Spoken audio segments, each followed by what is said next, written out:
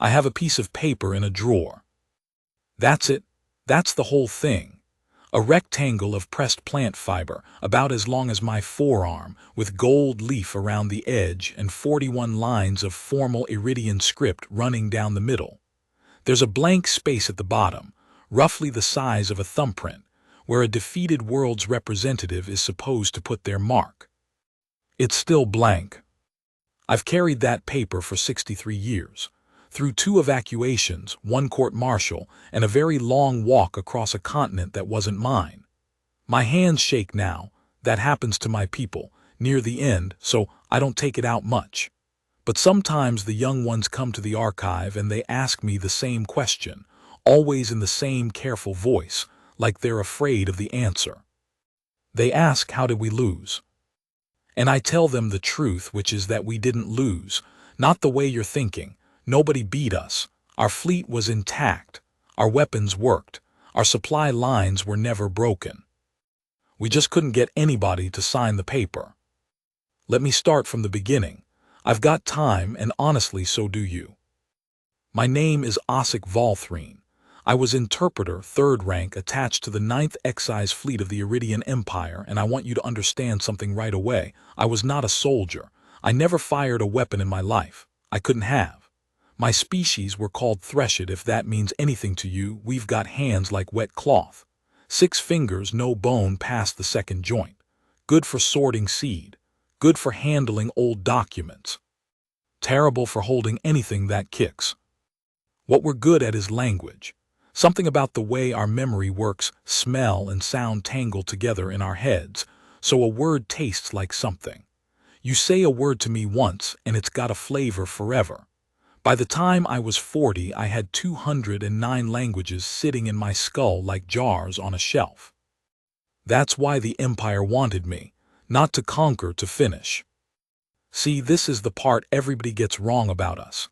Everybody imagines the Iridian Empire as some snarling war machine, chewing through worlds, leaving ash. That's not what we were. That's honestly not even close. We were a filing system. 4,111 worlds had come into the Empire before Earth. Do you know how many of them we had to actually fight? 9. 9 out of 4,111. And most of those 9 were early, back when we were still learning, back before the vellum. I should explain the vellum. Everything comes back to the vellum. It's a machine. Was a machine. It sat in the 9th deck of every flagship in a room with no corners, and it looked like, imagine a chandelier. But instead of hanging down, it hangs inward, folding toward a point that your eye can't quite find. Layers of it. Thousands of hair-thin filaments, all of them very slightly out of phase with each other, so the whole thing seemed to breathe. What it did was measure fear. Not exactly fear. The word in Iridian is asara. It means something like the moment the shoulders drop.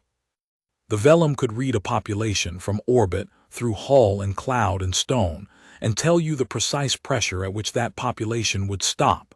Every thinking species has that number. It's not cowardice. It's arithmetic. It's the point at which a mind looks at the situation and says, the cost of continuing exceeds the cost of yielding, and then the mind does the same thing. The vellum found that number before we ever fired a shot. So the Empire's doctrine was simple, almost gentle. You arrive. You measure. You apply exactly enough pressure to cross the threshold, not more, never more, because more was waste, and the Empire hated waste more than it hated enemies. You take the surrender. You file the paper. You move on. 4,111 worlds. Almost no blood. We genuinely thought we were the kindest thing that had ever happened to the galaxy. I need you to understand that we believed that. I believed it. I was proud of it. I had a nice quarters on the unbroken meridian with a window and a little tray of moss I kept alive, and I went asleep every night thinking I was on the side of the thing that stops wars. Then Earth came up on the list. Target 4112 arrived in my briefing packet on a gray shipboard morning, and I remember exactly what I thought, because I said it out loud to a colleague over the ration line. I said, "Oh, this one's going to be quick." Everything about Earth read easy. I mean everything. Single planet. One species dominant, and it hadn't even unified. They had 200-odd separate governments, all of them arguing. Their orbital infrastructure was junk. 3 habitat rings, a couple of dozen shipyards, most of their heavy lifting done by chemical rockets like it was the Stone Age. No warp. They had a slow drive, this crawling thing that took them out to their own gas giants in about 8 months, and they were proud of it. They had at last count about 400 armed ships, and calling them armed was generous. Most of them were mining tugs with a rail gun bolted to the spine. Their biology looked wrong too, in a way that made our xenologists laugh. Soft. No armor, no venom, no chitin, no secondary heart. Slow reflexes, genuinely slow, slower than almost anything we'd cataloged, about 40% slower than an Iridian Marine on the draw. Bad eyes in the dark. Bad hearing. They couldn't smell anything worth mentioning. Grand Marshal Tareth Azan, my commanding officer, and I'll get to him. He read the biology brief on the bridge, and he made this noise. This dry click that Iridians make when something's beneath comment. He said, "They're prey. Look at them. Front-facing eyes on a body that can't run and can't bite. Somebody made a predator's head and then forgot to build the predator." Everybody laughed. I laughed. That's the part I think about at night, not the battles that laugh. We came in through their outer system on the 14th of what they call March. 41 ships. The unbroken meridian at the center. 4 kilometers of her. Black hull with the gold banding. And around her the excise cruisers in that flower formation we used, because it looked good on a sky, and looking good on a sky was 90% of the job. You want to know what the fleet felt like from inside? Quiet. That's what surprises people. Everybody imagines drums and shouting. It was quiet, and it smelled like hot metal and the clove scent they pump through the air to keep threshed crews from getting nauseous, and the loudest thing on the bridge was the choir. The choir of 9. Our sensor lattice. 9 crystalline masts that ran the length of the ship, and when they resolved a target they made a sound, a low chord, 3 notes, and if the resolution was good the chord came out clean. Clean chord meant clean data. I'd heard that chord 400 times in my career, and it always sounded the same. Over Earth the choir came out sour. Not broken, sour, like a note bent a quarter step down and held there. The choir master, old woman, Visick, 40 years in the service, hands like knotted rope, she ran the lattice 3 times, reseated the masts, purged the phase lines, ran it again. Same sour chord. Azan asked her what was wrong with her equipment. She said, "Nothing's wrong with my equipment, Marshal. The vellum's not returning a threshold." He said, "Then it's broken." She said, "It's returning a value. The value is the problem." And this is the moment. If you want one moment where the whole thing turned, it's this. Everything after is just consequences. He said, "What's the value?" She said, 0. Now, understand what 0 means on that instrument. The vellum measured yield pressure. A high number meant a stubborn world, you'd have to lean on them hard. A low number meant they'd fold fast. The lowest we'd ever recorded was the Anon worlds, at 9.4, and they surrendered before we finished decelerating. We had the paperwork done in 6 hours, and their planetary governor sent us a fruit basket. 0 doesn't mean they'll surrender instantly. 0 means the instrument can't find the threshold, because there isn't one on the scale. It's the difference between measuring a shallow puddle and lowering your line into a hole and never hitting bottom. The reading isn't 0 deep. The reading is the tool doesn't apply. Visick tried to explain this. She had a whole diagnostic run. She had the phase plots. She stood on that bridge with her rope hands shaking, and she said, in front of 40 officers, "Marshal, I've operated this instrument for 4 decades, and I am telling you that these people do not have the organ we measure. I don't know what's in there instead, but it isn't what we're built to read."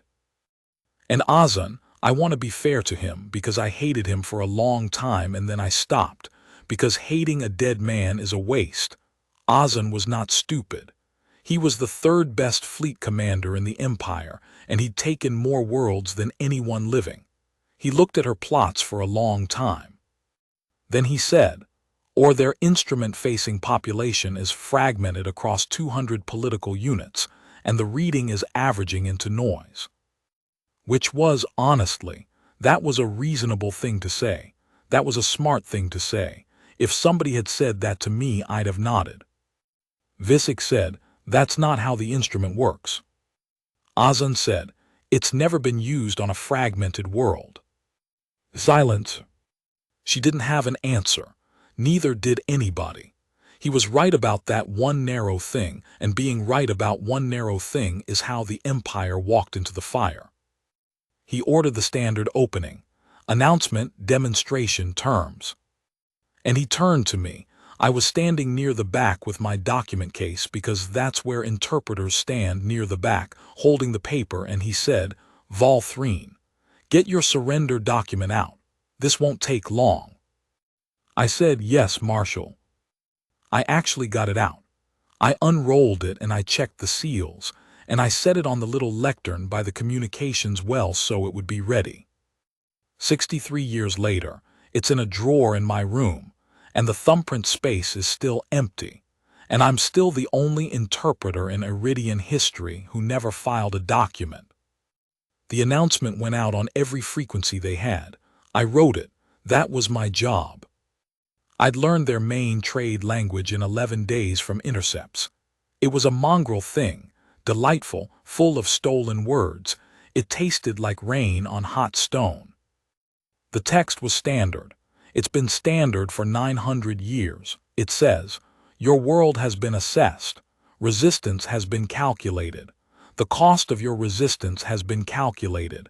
We invite you to skip the intervening step. And then it lists the demonstration. The demonstration is important. We never opened with slaughter. That was the whole point. That was the elegance. You pick a target that's expensive and empty. You destroy it perfectly. The population sees the perfection and does the arithmetic, and the shoulders drop and everybody goes home. Ozan picked Halyard Station. Big orbital shipyard out at the 4th libration point. One of their 2 big ones, a real achievement for a species at their level, took them 30 years to build. 60,000 tons of scaffold and dock. And critically, mostly automated. Skeleton crew of 140. We gave them 9 hours to evacuate, which was generous, and they took it. We watched the shuttles leave. We counted them. 140 souls off that structure and clear. Then we hit it with a single excise lance from the Meridian, and it stopped existing. Not exploded. That's the thing about the lance. Exploding is messy, exploding is loud, exploding leaves debris. The lance folded it. 60,000 tons of their proudest achievement went from a structure to a smear of hot vapor in about a second and a half, and the vapor was still glowing when Ozan turned to the choir and said, read them. Visick read them. She said, no change. He said, give it time. We gave it time, 6 hours, 12, 24. I want to describe what those hours were like, because I don't think people appreciate how strange it was. We were sitting there, 41 warships, hanging over a blue-white world, and normally by now the channels are lighting up. Normally by hour 6, you've got 17 different factions all trying to be first to talk to you, because the first one to surrender gets the best terms, and everybody knows it, and so surrender becomes a race. I've seen governments fall over each other. I've had 3 delegations arrive on the same shuttle, arguing about who gets to sign. Earth's channels were busy, extremely busy. I had my whole section listening. They weren't talking to us. They were talking to each other. Here's what I heard in those 24 hours. I've still got the transcripts. I read them sometimes when I can't sleep, which is often now. I heard a woman in a control tower in a place called Chennai, coordinating with a man in Reykjavik about lift capacity. I heard a merchant fleet, private, not military, a shipping company, voluntarily rerouting 1,100 cargo haulers into what they were calling the pattern. And I spent 4 hours trying to figure out what the pattern was, and I couldn't, because it wasn't a military formation. It wasn't anything in our doctrine. I heard someone laughing. That one stuck with me. Some channel, some maintenance frequency, two people talking, and one of them made a joke I couldn't parse. Something about their station being the expensive one, and the other one laughed. Really laughed. 6 hours after we vaporized the greatest thing their species had ever built in orbit. I brought that recording to Azan. I said, "Marshall, I don't understand this." He listened to it twice. He said, "Hysteria." I said, "It doesn't sound like hysteria." He said, "You've never heard a species in hysteria." I have. And I hadn't, so I shut up. That's the second thing I think about at night, all the moments I shut up. At hour 26, they finally answered us. The transmission came in on our own frequency, which they shouldn't have been able to find, using our own encryption handshake, which they definitely shouldn't have been able to find, and it was addressed to Azan by name and rank. 26 hours. They'd broken a 900-year-old cipher in 26 hours because they'd had one full transmission to work with. Visick went white. Azan didn't even blink. I don't think he understood what it meant, or he understood and refused to let his face know. The message was short. I translated it live on the bridge out loud, and I remember my hands went cold around the paper. It said, "We received your terms. We're not going to accept them. We wanted to tell you directly instead of leaving you waiting because waiting is rude and because you gave our people 9 hours to get off halyard and we noticed that. So, thank you for the 9 hours. And no. You should understand what you've picked. We don't think you do. We're not going to threaten you. We don't have anything to threaten you with that you'd respect. We just want it on the record before this starts that we told you. Go home, please, we're asking." Nobody on that bridge knew what to do with the word please. Azan read the translation twice, and then he said the thing that I will carry to the crematorium. He said, "It's a bluff, look at their tonnage." And I looked at their tonnage. Their tonnage was pathetic. 400 junk ships against 41 Iridian warships. He was right about the tonnage. That's the trap. That's the whole trap right there. Every number we had was correct, every single one. We just had the wrong numbers. The ground campaign began 11 days later, and I'm going to slow down here, because this is the part I actually saw with my own eyes, and I don't want to get it wrong. The doctrine for a fragmented world is, you don't take the whole thing. You take one piece perfectly in view of everyone, and the rest of the pieces come to you. It's called a demonstration seat. You pick a target that's valuable but isolated. You take it with overwhelming force. You administer it well, that's the trick. You administer it beautifully, no reprisals, roads fixed, food distributed, and the neighbors watch, and the neighbors do the arithmetic. Azan picked a region in the south of one of their continents. Long spine of mountains, cold, thin population, big industrial spread along a river valley, heavy fabrication, orbital thruster plants, the kind of infrastructure you want intact. They called the area Patagonia. Their nearest city of size was 1,100 kilometers away. 40,000 troops, which, I want to be clear, was an enormous commitment for us. We hadn't landed 40,000 anywhere in 2 centuries. Azan did it because he was annoyed, and because annoyed commanders overspend. I went down on the 3rd wave, 4 days in, because by then the ground command wanted an interpreter, and I was the only one who'd learned enough of the local tongue. I'd never been on a hostile surface before. I want you to know what it was like. The drop mantles came down at dawn. They're these, imagine a bell. A black bell 30 meters across, and it doesn't land so much as it decides to be on the ground. Repulsion field on the underside, so the last 200 meters it just slows and slows and slows and touches down without disturbing the dust. That's deliberate. That's psychological. Everything we did was psychological. A ship that lands without raising dust is a ship saying we could crush you, but we're being careful with your dust. I came down the ramp of Mantle 4, and the first thing that hit me was the cold. Real cold, the kind that gets into the joints. And the wind, I'd read about wind, I'd never stood in it. It came across those flats in long shoves, and it made a sound in the scrub like something breathing.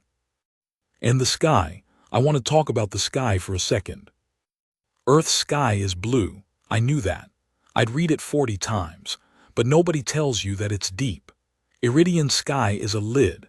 Earth's sky is a hole you could fall up into. I stood at the bottom of that ramp with my document case under my arm, and I looked up, and for 1 second I forgot completely what I was there for. Then somebody shouted, and I looked down, and there were 300 Marines forming up in the frost, and I remembered. The valley in front of us was called the Kelso Basin on our maps. Wrong name, that was a mistranslation. We'd pulled it off a mining chart, and the locals called it something else entirely that I never got straight. Long flat plain running up to a ridge, 20 kilometers off, and past the ridge the fabrication yards. Our advance elements had taken the near half of it in a day and a half. Casualties, 11, theirs, somewhere over 2,000. 2,000 to 11. That was the ratio all through the first week. Let me be honest with you, that was the ratio all through the whole thing. We never lost that ratio. Not once. Not one single day of that war did the humans win an engagement on the numbers. You need to sit with that, because it's the thing nobody believes. We won every fight. We won every fight and we lost the war, and there is no contradiction in that sentence, and I spent 40 years of my life understanding why. The first strange thing I noticed was on my 4th day down. I was in the forward command tent, not a tent, a folded structure, but the Marines called it a tent. Everybody in every army in the galaxy calls it a tent, going over intercepts. And a captain named Resun came in and dropped a slate in front of me and said, "Interpreter, is this a code?" The slate had an audio pull off a human squad frequency. 15 seconds. A man's voice ragged, and he says, 92, 92. Anybody got 92? And then a woman's voice comes back and says, 92's gone, Dev, 92's gone, take 94. Resun said, we've pulled 40 of these. Numbers back and forth, it's a code, break it. I broke it in about 2 hours, and when I broke it I had to sit down. It wasn't a code. Those were people. 92 was a position number in a rotation. They were running a rotation on their forward line, and I mean a rotation, like a work shift. When a position stopped answering, another number took its place. That's not remarkable. What was remarkable was the pull rate. I ran the math on all 40 intercepts. Their forward positions were turning over, completely turning over, every single body, about every 40 minutes. And there was always another number. 40 minutes. Do you understand? That means the person at position 92 knew going up with total clarity that they had roughly 40 minutes, and the person who took 94 also knew. And the next one knew. In our doctrine there is a term for what happens to a unit when the forward positions turn over that fast. It's called cascade. The line doesn't break at the front. It breaks 4 ranks back. Because rank 4 watches rank 1 die, and rank 4's legs make a decision that rank 4's head didn't authorize. Every species does this. It's not weakness, it's biology. It's the oldest circuit in a thinking animal, the one that says the thing that ate him will eat you. Cascade is the mechanism the entire Iridian Empire was built on. The vellum measured the distance to cascade. I sat in that tent with 40 intercepts spread in front of me, and I could not find the cascade. Rank 4 went up. Then rank 5. Then a number I couldn't place at all, and when I traced it back through their logistics chatter, I found out that number belonged to a man from a fabrication plant who had never held a weapon in his life, and had driven 19 hours to get to that ridge. I brought it to Resson. I said, "Captain, they're not cascading." He said, "They're dying interpreter. That's the same thing." I said, "It really is not." He looked at me. He was young, Resson. Good soldier. Died about 2 months later, and I liked him, and I've thought about that conversation 10,000 times. He said, "Explain it to me then." And I couldn't. That's the thing. I couldn't. I had 209 languages in my head, and I did not have the words, because the concept didn't exist in Iridian, and it didn't exist in Anon, or Vesuli, or Kar, or any of the 206 others. There is no word in any civilized tongue for a person who goes up the hill after watching the last 4 people who went up the hill. We hadn't needed one. Nobody had ever needed one. Day 9, the ridge. This is the one. If you only remember one part of what I'm telling you, make it this one, because I was there. I was 2 kilometers back with a set of amplifiers on my eyes, and I watched it for 11 hours, and it broke something in me that never grew back right. The ridge above the Kelso Basin was the last thing between us and the fabrication yards. 22 kilometers of it. We'd taken the flats. They held the high ground, and they held it with, I want to say this accurately, they held it with garbage, mining charges, chemical projectile weapons. 2 railguns pulled off a tug and dropped in with cranes. Against 3,000 Iridian Marines in powered mantles, with XI's support from orbit. There was no version of that fight they win. 0. If you gave me 1,000 simulations, I would give you 1,000 Iridian victories, and I would be right. And in fact, we did win it. We took that ridge. We took it in 11 hours. Here's what happened during those 11 hours. At dawn, they came down off the ridge at us. Not a raid, not a probe. They came down, across open ground, into the teeth of it. About 400 of them in the first movement, walking. And I mean walking, not charging. They were walking, in a line spread wide, into a killing field that our Marines had spent 6 days building. I said out loud to nobody, "They're going to be destroyed." They were destroyed. It took 11 minutes. Not one of them reached our line. And then at the top of the ridge, another line stood up. I want to describe what that felt like. There's a thing that happens in your chest. My people have a word for it, Netha. It means the drop, like when a floor you trusted moves. I felt Netha watching that second line stand up, because the first line had been annihilated in full view. Every one of those 400 people at the top of that ridge had watched, with their own eyes in the daylight, at a distance of 2 kilometers, exactly what happens when you walk down that slope. And then they walked down the slope. 11 minutes. And a third line stood up. Resson was next to me by the 4th line. He had his mantle open at the throat, and he was just staring, and he said, I remember it exactly. He said it very quietly, like a man in a temple. He said, "Why don't they stop?" I said I didn't know. He said, "No, Valthrine, why don't they stop? They've seen it. They've seen it 4 times. There is no information they're missing. What are they doing?" And I said the only thing I had, which was, I think they're buying something. He said, "Buying what?" There's nothing behind that ridge but the yards. We're going to take the yards. He was right, we took the yards. Here's what they were buying. While those lines were walking down the slope, while we were killing them at 100 to 1, while our Marines were burning through ammunition at a rate that would eventually matter more than I can express. Behind that ridge, 1,100 cargo haulers were landing on the fabrication yard aprons. Not to evacuate, that's what I assumed. I assumed evacuation. I was so certain of it that I told the marshal in writing that they were evacuating. They were loading. Every machine tool in that valley. Every fabrication die, every mandrel, every calibration standard, every one of 11,000 skilled workers with their hands and their heads, and this is the part that finished me, the unfinished work. The half-built thruster assemblies.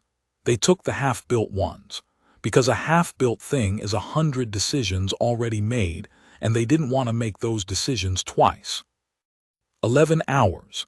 Line after line coming down that slope, and behind them a valley emptying itself into the sky, not in panic, in sequence.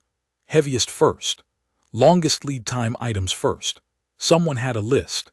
Somebody somewhere had sat down with a list and prioritized 1,100 aircraft loads by lead time, and then a lot of other people had agreed to walk down a hill to buy the hours.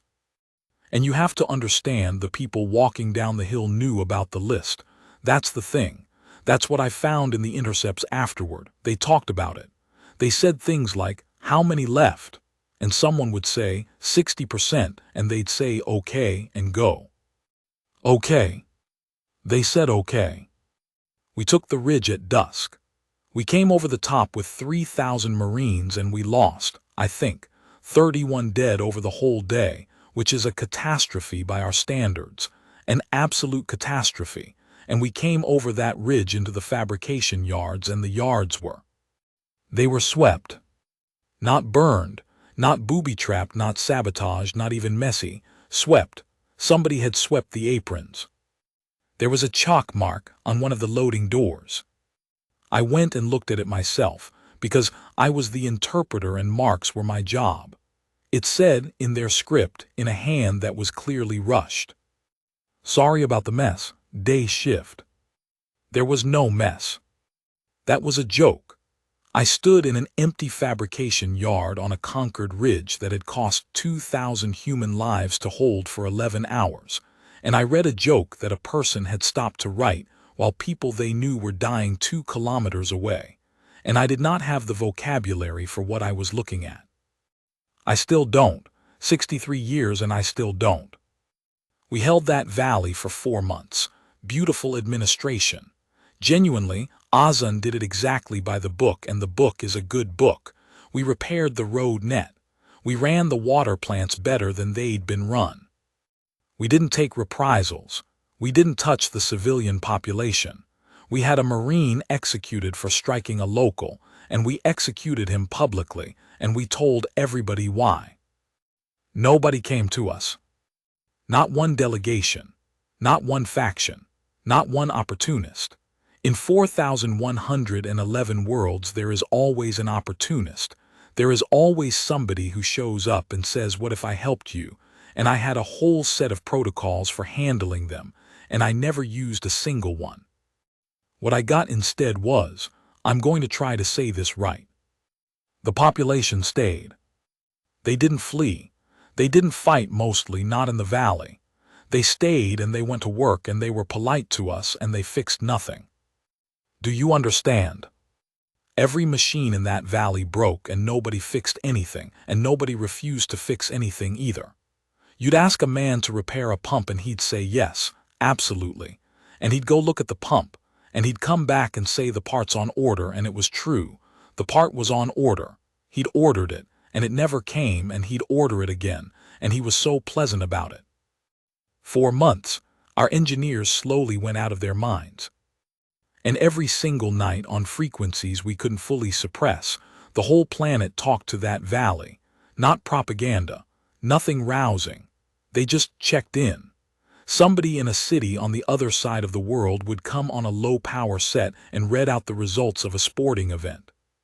Somebody's mother would say happy birthday to her son who was in our occupation zone, and the son couldn't answer, and she'd say it anyway every night for 4 months. We jammed it.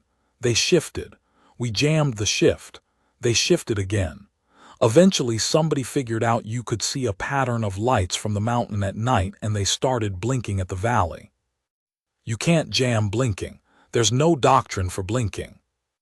Now I'll tell you about Myra Kovich, and then I'll be almost done with the part I saw. We took a prisoner in month 3. That was rare, genuinely rare, because their military hardly ever ended up in a position to be taken. They had a habit of not being where you thought. But we got one, and it wasn't a soldier, and that's why they brought her to me. She'd been flying a rescue tug. A rescue tug, a real one, not a disguised warship. I checked it myself. It had no weapons at all.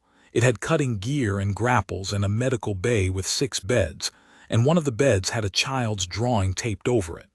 She'd gone into a debris field to pull survivors out of one of their own wrecked ships in the middle of an active engagement with no escort, and our cruiser had grappled her.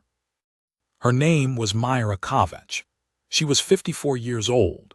She had gray coming into her hair at the temples and a burned scar down her left forearm that was maybe 30 years old, and she sat in that interview room with her hands flat on the table and looked at me like I was a slightly disappointing weather report. I want to be clear about something. We did not torture her. I know what you're thinking, and I want it on the record. The Iridian Empire did not torture prisoners ever, not once in 900 years, and not because we were kind, because it doesn't work and we knew it didn't work and we thought the species who did it were savages. I brought her tea. We'd figured out tea. It was the wrong temperature and she drank it anyway and said thank you. I asked her the question I had been sent to ask, which was the only question the Empire actually cared about. I said, "What is your surrender condition?" She said, "Our what?" I said, "Your condition. Every people has one. A point at which the cost is too high. I'm not trying to trick you. I'm asking you a technical question, and I'll tell you honestly why. My marshal cannot find yours, and it is making him do things that are going to kill an enormous number of your people. If you tell me what it is, I can tell him, and he can apply exactly that much pressure and this ends. That's not a threat. That's the fastest way to stop the dying, and I'm asking you to help me do it." I meant it. That's the horrible part. I meant it. I thought I was being merciful. I thought I was the good one in the room. She was quiet for a while. She turned the cup around on the table. Then she said, "You've done this a lot, huh?" I said, 4,111 times. She said, "And it worked every time?" I said, "Yes." And she nodded slowly, and she said, "And I've translated this 100 ways over 60 years, and I've never improved on the literal version." She said, "Yeah, that's your problem." I asked her to explain. I was, I think, a little offended. I remember being offended, which is funny now. And she said something I want to give you exactly, because it's the closest anybody ever came to explaining humans to me, and she wasn't even trying. She was just a tired woman in a room. She said, "You keep asking what it costs. Like there's a number where we go, okay, that's too much, we'll stop." She had this way of talking with her hands flat, never lifting them. "There isn't one. Not because we're brave, we're not. I've been scared out of my skull for 4 months. I have not slept properly since March. I threw up in my own helmet at Halyard. We're not brave." I said, "Then what?" She said, "You're asking what it costs to keep going. Nobody's asking that. Everybody's asking what it costs to stop." And she looked up at me, and her eyes were red and completely dry, and she said, "And it costs everything, every single time. So the math never changes, so we never stop, that's it. That's the whole trick, there's no trick." I sat there. She said, "You gave us 9 hours to get off Halyard." I said, "Yes." She said, "That was decent of you, genuinely. My cousin was on that station and he's alive because of you, and I'm not going to pretend otherwise." And then she said, "And it's why you're going to lose, because you think there's a version of this where we take the 9 hours and say thank you and hand you the planet. You are so close to being reasonable, and we don't have anywhere to be reasonable from. This is the whole place. This is all of it. There's no other one." She spread her hands, just a little, on the table. "You've got 4,000 worlds," she said. "We've got one. That's not a weakness. You think it's a weakness, it's the opposite. You can afford to be sensible. We literally cannot." I filed that interview. Full transcript, my analysis attached, 7 pages, and I put on the cover sheet. I can quote my own cover sheet. I've read it enough. I put, "Recommendation. The vellum is not malfunctioning. This species does not possess a yield threshold in the sense the instrument measures. Their decision-making is not cost-based. Continued application of pressure will not produce surrender. It will produce more resistance, at a fixed exchange rate, indefinitely, until one party runs out of material. We will run out first, because our material must cross 40 light-years and theirs is standing on it. Recommend immediate withdrawal and negotiated terms, while withdrawal remains inexpensive. I want you to notice that I wasn't being noble. Read it again. That's not a moral document. That's an accountant's document. I was arguing for withdrawal on cost. That's how deep it went. Even the man who understood in the wrong language. Azun read it. He called me to the Meridian.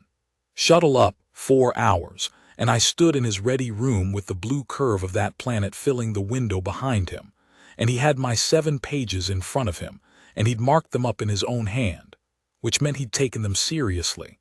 And I want that on the record too, because history has been unkind to Tarath Azun, and history is not entirely wrong, but it is not entirely right. He said, "This is a good analysis." I said, "Thank you, Marshal." He said, "It's a good analysis and I'm not going to act on it, and I want to tell you why, because you've earned it." And he stood up and he looked out at the planet and he said, "If I withdraw from a world we have not beaten, then the vellum stops working." I didn't understand. I said so. He said, "The instrument doesn't measure fear, interpreter, it measures belief. 4,111 worlds surrendered without a fight because they believed there was no point in fighting. That belief is the empire, not the ships. The belief. 9 of them fought. 9 in 900 years. If Earth is the 10th, and Earth wins, do you know how many of the 4,111 do the arithmetic again?" And he turned around and he looked at me, and I have never in my life seen anyone so frightened while standing so still. He said, all of them do it again on the same night. We don't have the ships to hold a galaxy that stopped believing. We never did. We had 41 ships over this planet, Volthrene, and there are 4,000 worlds. Do you understand what our actual military position is? We have been running a 900-year confidence trick, and it has worked so well that the people running it forgot it was one. I stood there. He said, "So I can't withdraw, not because I'm proud. Because the moment one world walks away from us intact, the empire is arithmetic again, and the arithmetic was never on our side." And then he said the last thing, and he said it almost gently. "So we're going to have to actually kill them, all of them. It's the only remaining move." I said, "No. That's it. That's my whole heroic act, 63 years, one word. I want to be honest about the size of it because people have tried to make it bigger and it wasn't big." I said, "No, Marshal." He said, "You're an interpreter. You don't have a no." I said, "Then I resign." And he looked at me for a long moment and he said, "You can't resign either." And he had me confined, and that's how I spent the war in a room on the 9th deck, 4 doors down from the vellum, listening to that instrument breathe. Nobody hurt me. I want to say that clearly.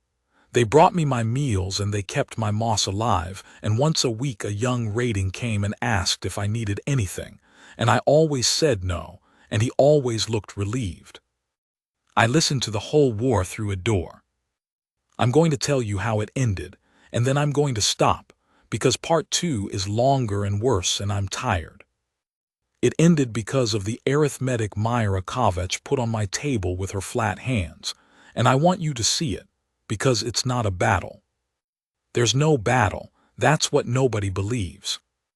Every ship we lost forever. 41 light years. A replacement hull took 11 years to arrive. Every human ship they lost, they rebuilt, in the yards we hadn't taken, out of the tooling that 1,100 cargo haulers had lifted out of a valley while people walked down a hill. By month 7, they were building faster than we were losing. Not better. Their ships were still garbage. They were worse than garbage by then. They were building genuinely appalling things. Hulls with the welds showing, no shielding, life support rated for 4 days, and they were building them at a rate that our supply model had no field for. Our supply model had a field for enemy production, and the field's maximum value was calibrated against the highest producing world in the empire. And by month 9, Earth had exceeded that maximum by a factor of 6, on a single planet with a broken economy, while being bombarded. The engagement ratio never moved. I want to say it one more time because it's the whole thing. We never lost a battle. Month 9, month 12, month 16. You put an Iridian cruiser against a human ship. The Iridian cruiser wins. That never changed, not once, not ever. They just kept sending more, and we couldn't. That's not a war story. I know. Everybody wants a war story.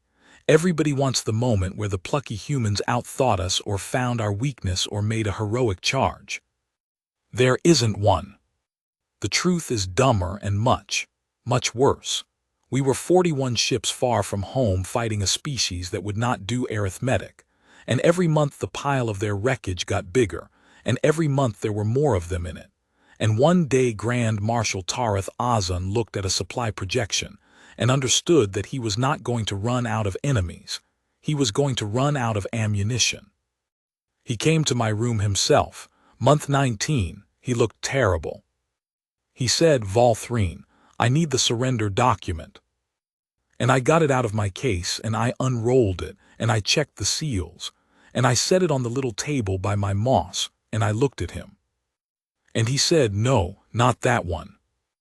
And that was when I understood. He said, "Write one for us." I said, "Marshal, there isn't a form. In 900 years, there has never been a form." He said, "I know, that's why I need an interpreter." And I sat down at that little table with the blue light of Earth coming through the port, and I tried to write, in Iridian, in a language that had no word for a person who goes up the hill after watching 4 people die on the hill. I tried to write a sentence that meant we would like to stop. I couldn't do it. There was no grammar for it. Iridian has 11 ways to say you may stop and not one way to say we would like to. I ended up writing it in their language. Their mongrel, thieving, rain-on hot stone language that had a word for everything, because it had stolen a word for everything. 6 words. I've never written anything better, and I never will. It said, "We're asking, please. Let us go."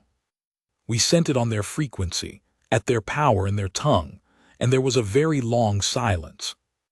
And then a woman's voice came back on our own channel. Not Kavach.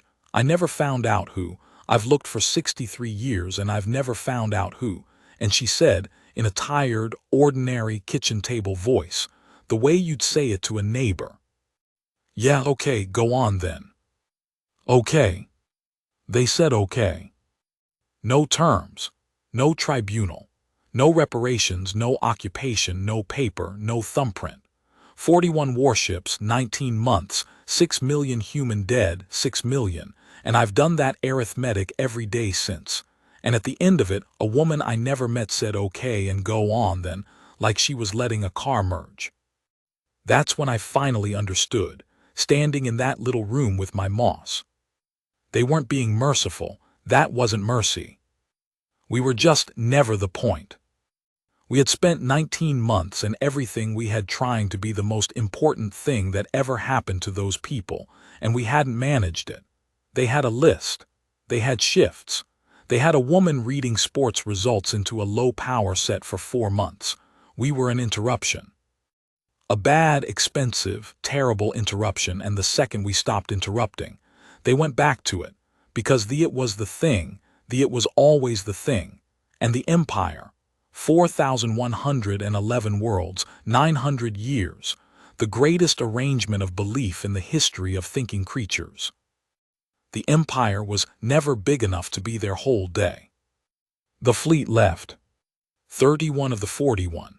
I'll tell you about the other 10 in part 2, and about what Azan did on the 9th deck with the vellum, and about why I never went home. But that's not the last thing I want to say tonight. The last thing is this. 6 weeks after the withdrawal, a shuttle came up to the meridian under a white light. 1 woman aboard, 54 years old, gray at the temples, burned scar down the left forearm. She'd come to give me something. It was a photograph, physical, printed. They still did that of a rescue tug in a dock, and a crew standing in front of it, and one of them was a boy of about 19 with an idiot grin, and on the back she'd written a name and a date.